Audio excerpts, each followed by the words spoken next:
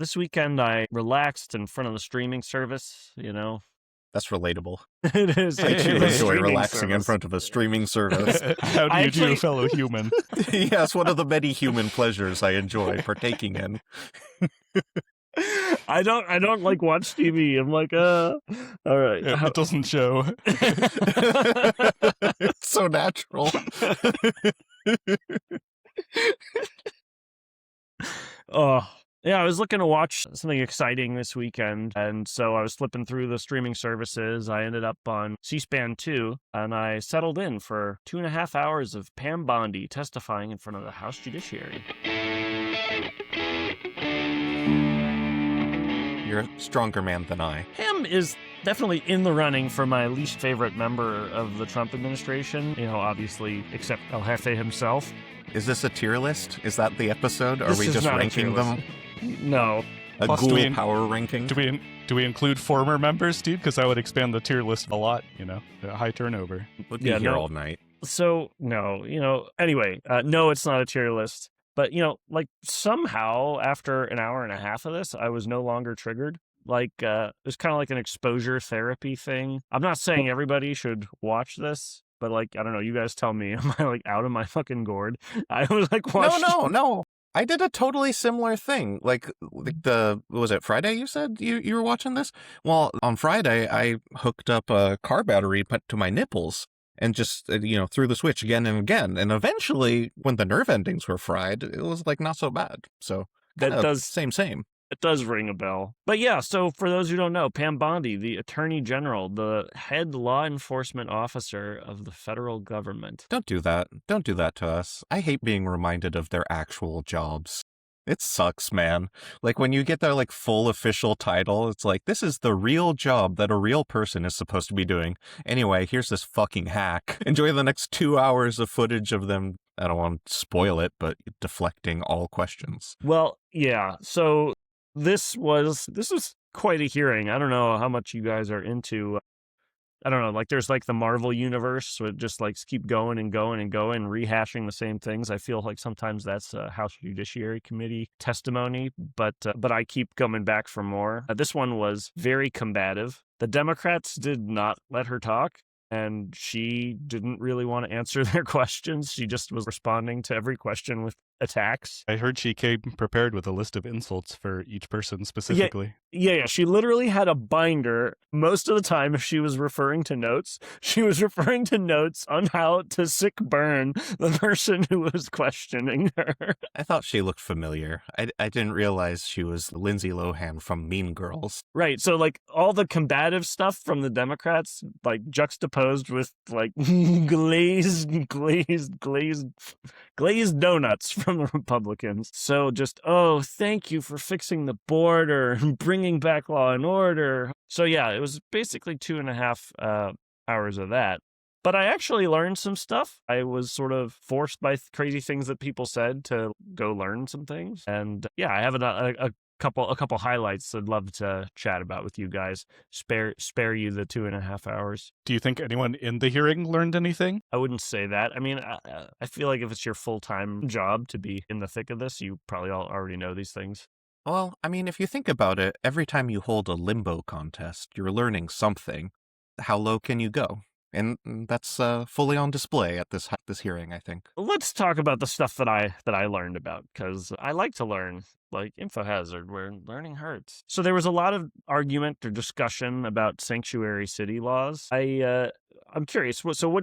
How would you guys define sanctuary city? I mean, this has an actual legal definition, which is, I believe that city officials will not assist federal law enforcement in enforcing immigration. What does it mean? Right. That's basically right. But I think that this manifests in different ways in different places. And there was one aspect of this that came up a lot at this hearing, which is, there's one where they just won't share data with ICE. But one sort of controversial way that cities are acting as sanctuaries is that they are refusing ICE detainers. So an ICE detainer is basically an order or a request that when someone is being released from prison in a local jurisdiction, that they hold them up to 48 hours longer and notify ICE so that they can come and pick them up. And it's one of these things that kind of like, you can imagine the stories of this, of like a local jurisdiction not doing this and how that can go wrong are like super kind of like obvious, right? It's like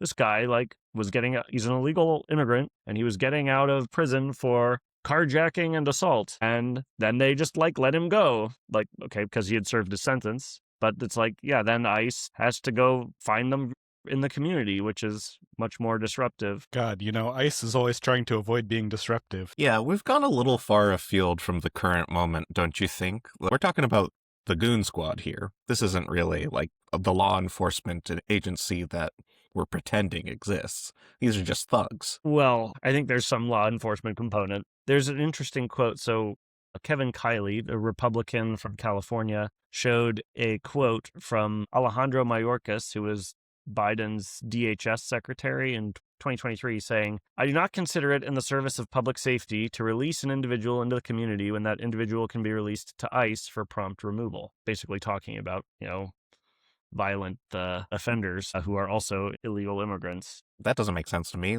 If you serve your sentence, is ICE going to permanently detain every single criminal who gets out of jail after they served their sentence? Is it like secret information when they're going to be released? Aren't prison sentences public information? Couldn't ICE just look this shit up and show up then? That's an interesting how question. Is this so hard? I was wondering that too. Right. It's like, why do they need to keep them after the sentence? If you can't catch someone who's in prison, you're not a good police person, right? How fucking hard can it be? That's like the easiest possible situation. You know exactly where they are. Now you need help to catch them? Give me a fucking break, dude. They are the metaphorical fish inside of the metaphorical barrel. Very interesting question. I was wondering that too. Anyways, cool. Moving on. Another interesting topic that came up was the political weaponization of the justice system. It's incredible to me the way that Republicans go on and on about the weaponization of the justice system under Joe Biden. It took me 1 nanosecond to come up with equal and greater examples of how the justice system has been weaponized under Trump. But they did give some, the examples. Like I just would like to list them just because they're kind of interesting. So, Jack Smith's analysis of toll phone records of Republican lawmakers. I mean, we talked about this in our episode about Jack Smith's testimony. I think they have a weak leg to stand on there. Do you guys want to go on a slight tangent for a minute? Yes. How much do you think the Republican persecution complex ties into being Christian, since they worship the early Christians who were heavily persecuted? They kind of want to just be like their heroes, so that's why they're always standing up against a vicious government. I mean, I don't think it has anything to do with that. I don't think they, identify strongly with early Christians. Do you think Donald Trump identifies strongly with early Christians? No, but, I think that's part of why this plays so well with the base. And, you always see Christians being like, we're so oppressed, they won't let us celebrate Christmas, help. You know why early Romans were so heavily persecuting the Christians? Because they actually took thou shalt not kill seriously enough that they wouldn't serve in the army. If all of a sudden all your poor people won't serve in the army anymore, dude, that's a big problem for a conquering empire with lots of angry minorities in it. There was something about churches. That was one of the things that the Republicans mentioned when they were breathlessly listing all of the Biden administration's transgressions, their political persecution. But I didn't look into that one. There was one that I thought was kind of interesting. They were very critical of this memo from the Justice Department looking into a bunch of parents were showing up at school board meetings very angry, I think, about masks and vaccinations or something. The Department of Justice had some memo where they were looking into an elevated level of threats against school board members and using some counter domestic terrorism authority to investigate this. This one, they may have a slight point. Sort of depends, right? If they're responding to bomb threats, that's just the domestic terrorism branch of the law enforcement doing their job. If they're overreacting to some people potentially getting other people sick, that would be bad.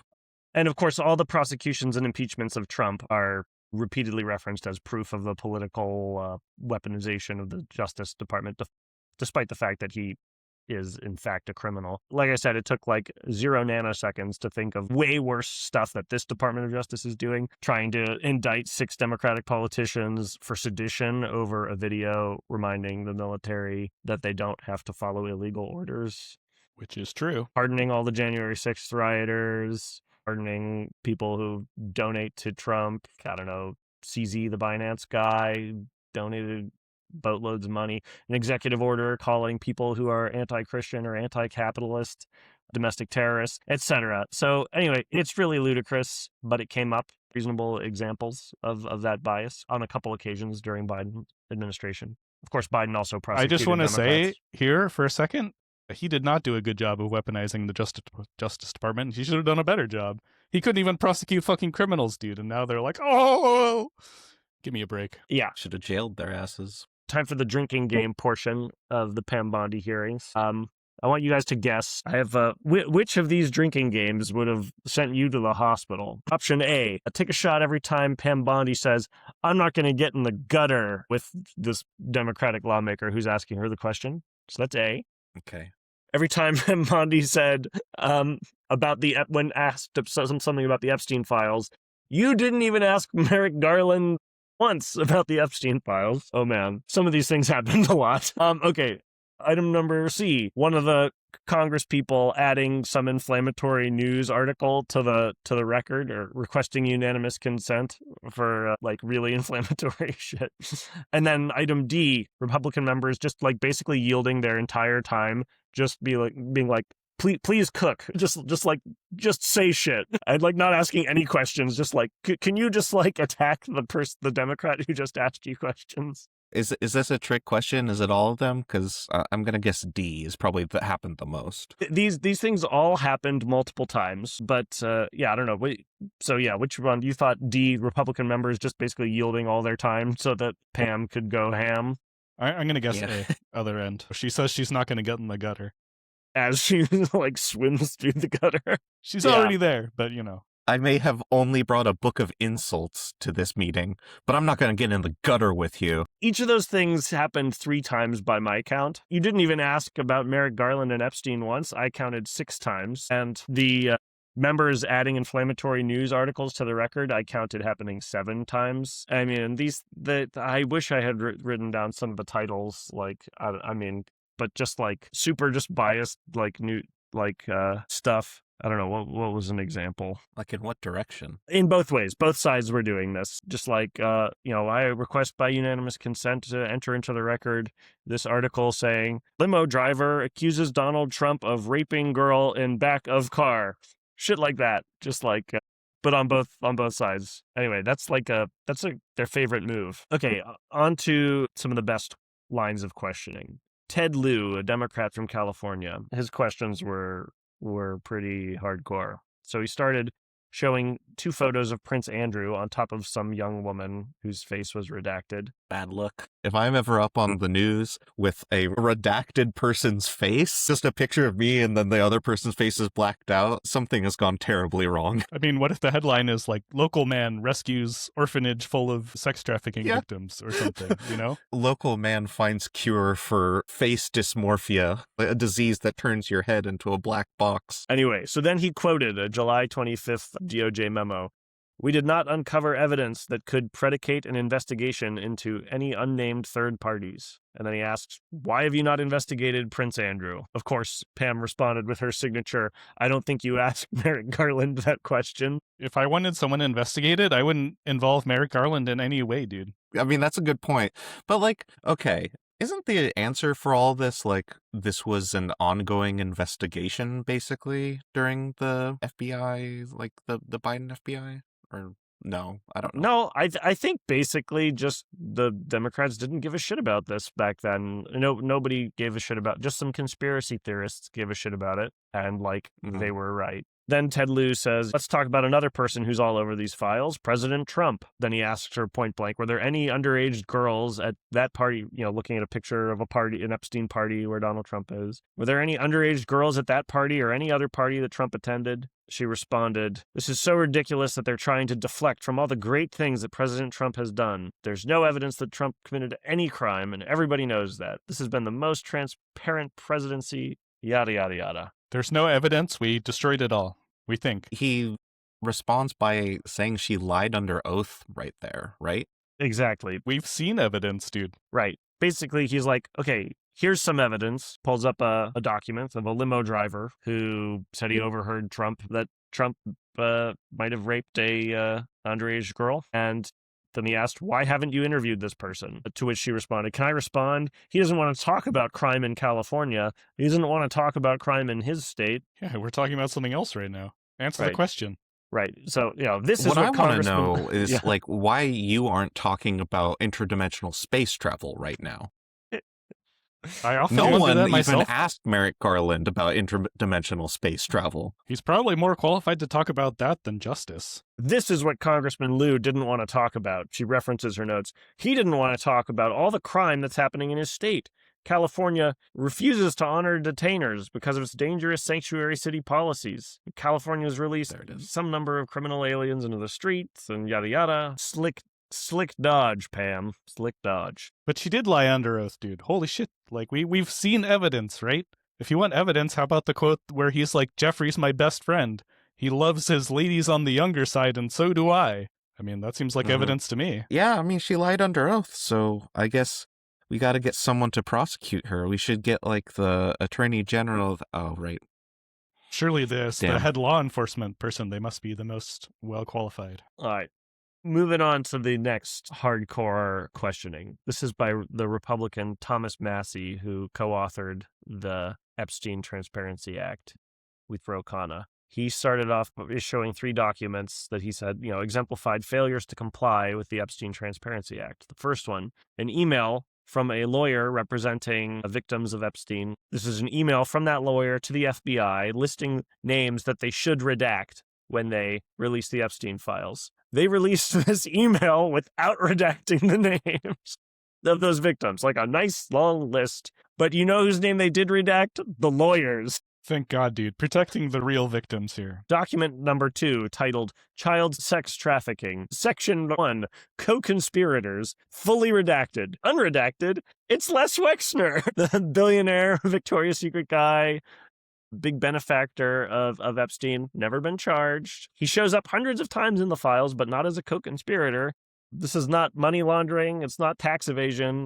This is child sex trafficking. The third document that he showed is an FD 302 release. An FD 302 is a witness statement to the FBI, I think. And this was fully redacted. So just witness statement, fully redacted. You said it a little bit there, but the unredacted, it's Les Wexner, right? So I don't know if you formally mentioned this, but Thomas Massie, Ro Khanna, and a select group of Congress people got access to the unredacted, using scare quotes there, copies of the Epstein file. Like, they were supposed to have access to this sensitive information. But when they got access to this sensitive information, what was supposed to be unredacted, there were further redactions still present in the documents they received. I think the main source of that is that basically documents got sent over to DOJ already redacted, and DOJ redacted some more. From where? Where did they get sent from? That was where they were the FBI. Redacted? So in many cases, isn't the FBI FBI part of the Department of Justice? Can't they go to the Yes. FBI and get the unredacted documents? Yes, and the law says they have to. Which brings me to Thomas Massie's next question. Who's responsible? Are you able to track who in your organization made this massive failure and released these victims' names? Are you able to track who it was that obscured Les Wexner's name as a co-conspirator in an FBI document? Do you have that kind of accountability? Pam responds. Did we ask Merrick Garland? No. She didn't use that. I believe Wexner's name was listed more than 4,000 times, to which Massie says, I already told you that. And she says, we corrected that within 40 minutes. You're acting like everybody was trying to cover up Wexner's name. And he says, within 40 minutes of me catching you red-handed violating this law, Pam says, this guy has Trump derangement syndrome. And then she goes to her binder and describes him as a failed politician. Current congressman is Right. a failed politician. Like- Classic white man failing all the way to the top. It's like when Trump received such vicious damage that he was catapulted right into the presidency. Exactly, dude. When will the suffering end? So actually, she did pull out the Did You Ask Merrick Garland against Massey, right? Because he showed a video of Kash Patel saying there's no credible information about any crimes. If there were, I would bring the case yesterday. And the congressman asked Pam Bondi, is that your position as well? And she said, if any victim comes forward, we'd love to hear from them. But did you ask Merrick Garland? I think the Congressman Massey asked a really interesting question. So the law instructs them to also release documents containing internal decisions about prosecution. So, Mhm. so you would think that if there's a little bit of evidence of a crime, then you would look into it. And if you decide you don't have a strong case, then you would write up, I don't have a strong case. Like, here's what I have. That's not enough. And then you're done. And so those documents should be released. And so he's explicitly said, like, okay, so you've decided that Les Wexner is not a co-conspirator. At what point did you decide that? Like, the document, there should be a document that says that, and like, where is it? To which Pam Bondi responded, he's a hypocrite because he voted against deepfake AI porn bill anyway. So no response. He's against fake porn, so he's in favor of real child sex crimes? No. Right, exactly. It's unrelated, but a heroic effort to tie it to the subject at hand. Congressman Massey submitted 300 documents for the record. These were fully redacted forms, just like black sheets, like for the record, just black sheets of nothing. Which brings us to the sick burn of this congressional hearing, which I have two candidates for. For one, Jim Jordan was asking whether John Brennan, the former CIA director under, I think, Obama, will be indicted for lying to Congress. And Pamela Bondi said it's under investigation. One of the Democrats in the room made a point of order and said, if we want to know if Mr. Brennan will be indicted, we should just ask the president. Anyway, it's pretty sick burn. So sick, dude. No, you don't think so? I'm leaning towards know. option B at the moment, Yeah. whatever it is. It's got to be better than that, I hope. I thought that was a sick burn. No, dude. That's the kind of thing that a person who watches C-SPAN 2 for fun thinks is a sick burn, dude. You've gone too deep. All right, sick burn. Jamie Raskin asks, so, Donald Trump, as you know, is suing the IRS for $10 billion for leaking his tax returns. And he started by asking Pam Bondi, would a settlement violate the emoluments clause? Because it's, the president is forbidden from getting paid beyond his salary from the government. And so she says, whatever, some non-answer. And he says, okay, so since all these Epstein victims had their personal information leaked by the Department of Justice, how much do you think they're entitled to if they were to sue? That one was way sicker, dude. Good job. Good recovery. Can we talk about the one line that I heard that probably everybody heard this pretty crazy? We don't have to care about pedophiles because the Dow is above 50,000? Oh, yeah. Oh, my God. I forgot to even mention that. Yeah, that was really bad. If you're really just to boil down the Republican philosophy, boom, there it is, dude. Rich people are doing great. Who cares about anything else? Just like Yes. they were under Biden, right back when the Republicans hated the economy, and so did the Democrats. No one was really having fun under Biden. So Jerry Nadler, Democrat from New York, asked really tough question. How many of Epstein's co-conspirators have you indicted? How many perpetrators are you even investigating? Pretty reasonable I too would like question. to know the answer. And then there was a little scuffle, and then his time ran out. And so then the next Republican just sort of said, go ahead, Pam. And so she asked, have you even apologized for your impeachment against Donald Trump? Trump, he is the most transparent presidency in the nation's history. Not one of them asked Merrick Garland over the last 4 years one word about Jeffrey Epstein. How ironic is that? You know why? Because Donald Trump, the Dow right now, the Dow is over 50,000. NASDAQ smashing records. 401ks are booming. And she kind of went on for like a minute about that. Oh my God. That was pretty early in the hearing. So I somehow had forgotten about that one. The wound scabbed over by the end. So anyway, My brain is mush now. I forgot all about like how the Dow was doing so well just from all this blah blah blah about the Epstein files and not prosecuting sex traffickers, etc. So tune in next week. Who knows what crazy shit I'll watch.